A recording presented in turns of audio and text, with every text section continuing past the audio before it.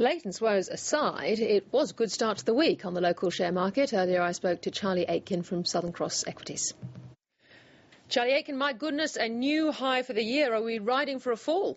Well, it's interesting, Tiki. It only comes 3 weeks after we made a new low for the year over the Japanese episode. But look, total resource sector domination today. It wasn't everything was up today. BHP led the market up 3.8%. I think BHP accounted for 25 points of the 30 points the market was up. But look, not everything was up. There was rotation to resources. Yes, the market went up because of BHP's weighting, but it is getting a little bit trickier.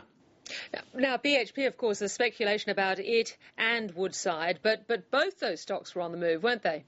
Yeah, it was interesting today. BHP put out some sort of legalese as a statement about Woodside, which the market initially took as a denial of the Woodside takeover, then read it again and thought, well, maybe they are interested in Woodside. So, crazy day in Woodside. Shares had about a $4 trading range, but they ended up 2% on the day.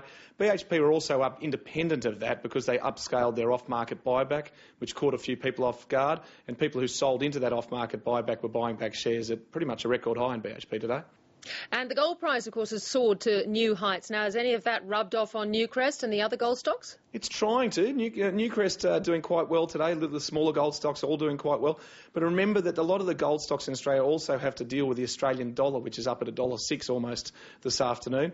But yes, gold stocks are doing better. I expect them to do a lot better from here.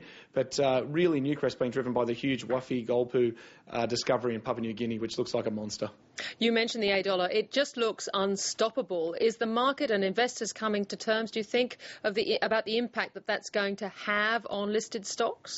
Today, Tiki, I reckon, was the first day where the market sat back, the equity market sat back and went, wow, the currency is 106. What does this mean? It's a big move. People thought it was a blip, but it doesn't look like a blip. And today we saw some quite heavy rotation out of industrial offshore earners like Aristocrat, Westfield, CSL, QBE, James Hardie, these sort of things, all down sort of 2, 3, 4%, and rotation to the heavyweight resource stocks. So I think people are starting to actually realise that the Aussie dollar could be going even higher, and it's not a trading blip, and you're finally seeing some recognition of that.